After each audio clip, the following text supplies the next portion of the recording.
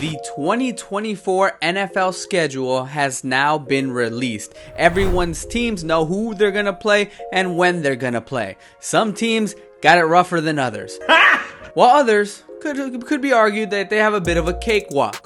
Nonetheless, I personally am a Bengals fan, and I could not wait for the schedule to be released because now I can predict my team's win-loss for the season. I'm not going to go into huge detail for these games, so fair warning on that. If I don't speak on something, well, that's why. So in this video, this Bengals fan is going to guess how the season will turn out for the Bengals as far as the record for the season is concerned. As we all know, the Bengals, more specifically Joe Burrow, for whatever reason has struggled to start off the season.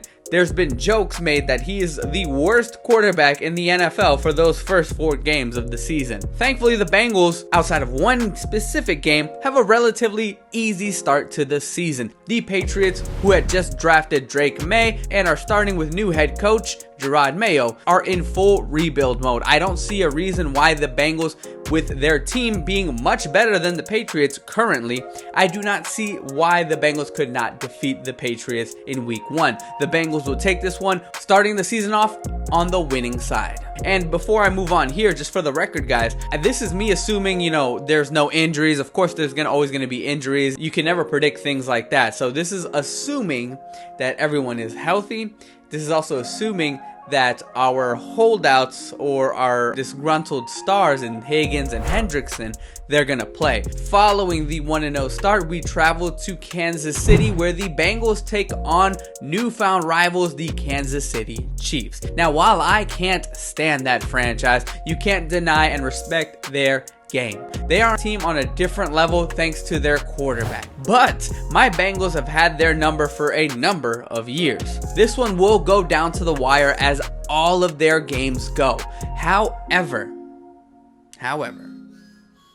the Chiefs will come out on top at the last minute, scoring either a touchdown, field goal. Not sure what it is, but it's going to be a one-score game. It could go either way.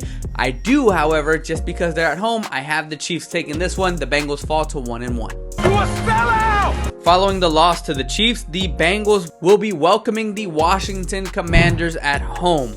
Another game where the Bengals will play a rookie quarterback with a team that is more or less starting over. I do think as an overall team, the Commanders are better than the Patriots right now, but the Bengals are still a powerhouse in the NFL. So they will overmatch Washington and they will come away with their second win of the season. In week 4, the Bengals will travel to Carolina to take on the Panthers. I do believe Bryce Young was given a bad rap last year. I don't think he's as bad as the media is making him out to be. There was a lot of great throws that he made that his receivers just couldn't come up with, and that's the tip of the iceberg. I do think Bryce Young is going to be even better this year. I can't say the same for the rest of his team, however. Well, when it comes down to it, this is going to be a game that will be close because it's got trap written all over it. However, the Bengals will just escape or just evade that trap, and they will come away with the win, resulting in their record now at 3-1. The following week, in week 5, the Bengals will play their first divisional game against the Ravens. Divisional games last year were something that Bengals struggled with immensely, and that was before Burrow even went down. So for the Bengals to really make a statement, they have to get some wins against divisional opponents. Sadly, that won't be in week 5. I have the Bengals losing to the Ravens. I believe the Ravens pass rush will get the best of the Bengals, and Lamar Jackson is one of the best quarterbacks in the NFL in the regular season, so he will be picking apart our team, whether running or passing, like he always does. Burrow and the offense will have a good game, but it won't be enough. The Ravens will come away with this one. Following Baltimore's visit, the Bengals will travel to MetLife Stadium to take on the New York Giants. I don't believe for a second that the Giants are going to put up much of a fight after a brutal loss against a divisional team. I think the Bengals will come out swinging in this one, make a big statement, and the Bengals will actually come away with a very decisive win against Big Blue. The Bengals will take this one and jump up to 4-2. From MetLife, they will travel to Cleveland to take on their second divisional rivals, the Cleveland Browns. This one is kind of how I feel towards the Browns as a team. I, until proven otherwise, do not believe Deshaun Watson is the answer. I said it. He can have all the time he wants. I do not believe he becomes the quarterback that the Browns hoped that he would be. That's my bold statement for that. Moving on from that, the biggest reason the Bengals could not beat the Browns was the trenches. The Bengals O-line has improved tremendously, and I think they will do just enough to hold off that pass rush. Higgins will have a great game, Chase will have a great game, and surprisingly Zach Moss will have a great game as well. Given all that, the Bengals will come away with this one. They will jump now up to 5-2. In week 8, the Bengals will take on the Eagles. The Eagles are very unpredictable as to see how their season goes.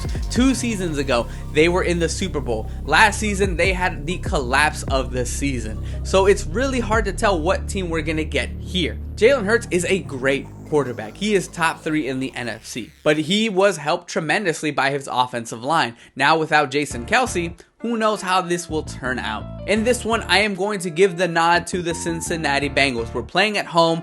The offensive line of the Eagles is suspect just a little bit. They're still one of the better teams, but I believe we will get enough in Jalen Hurts' face to come away with a win. In week 9, the Bengals will play the Las Vegas Raiders. This is going to be a scrappy team that I think will be flying under the radar for most in the NFL. But by this point, the Bengals will have been on a roll. This is where they're kind of catching fire. By my predictions, the Bengals have won 3 straight when the Raiders come to visit. And that train won't stop, as I have the Bengals taking that one, making their record now 7-2. Do you think it stops there when the Ravens come to town? On a 4-game winning streak, the Cincinnati Bengals will welcome the Ravens in what they are expecting to be a rematch where they get the revenge and even out the season.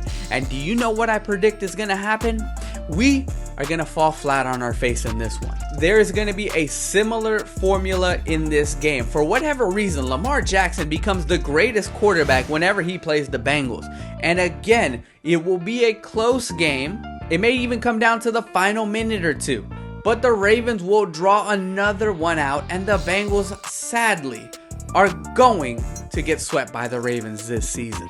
Trust me, I take no pleasure in saying that. I really don't. Frustrated, disgruntled, the Bengals get mad.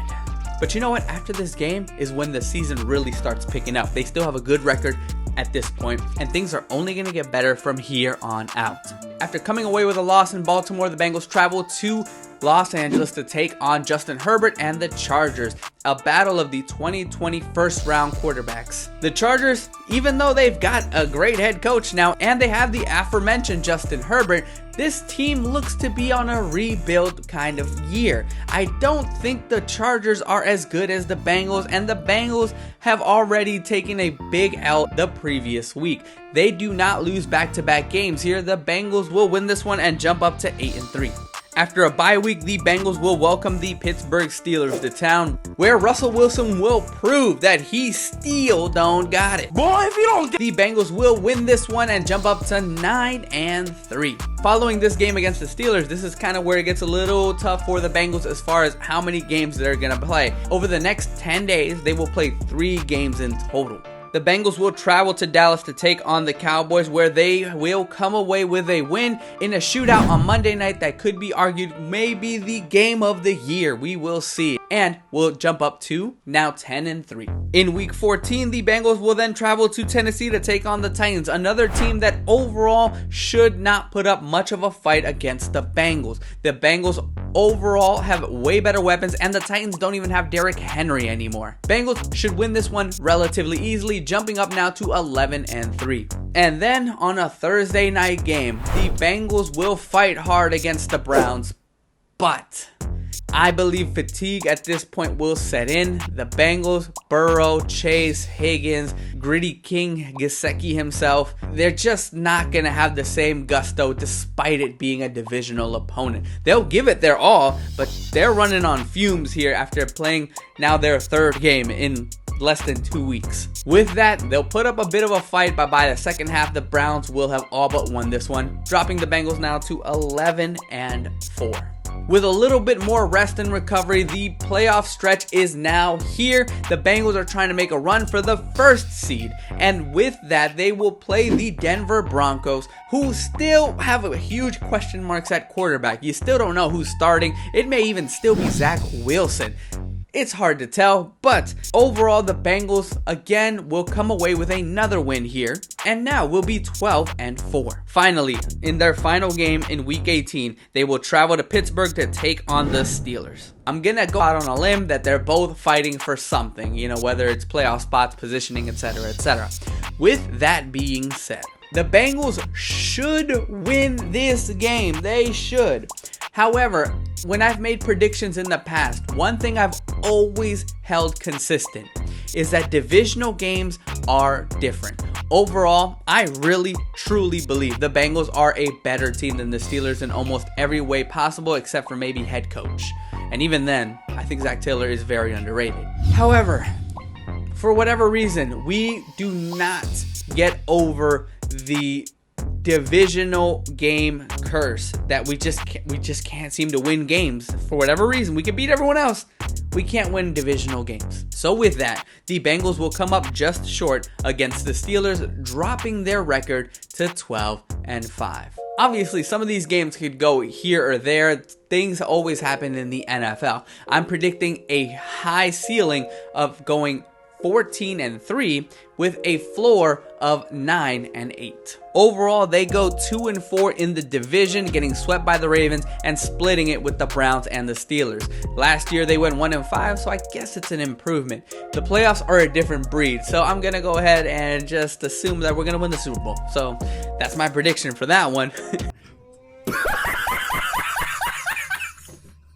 I don't know about you guys, but I'm excited for the NFL to return to my screen.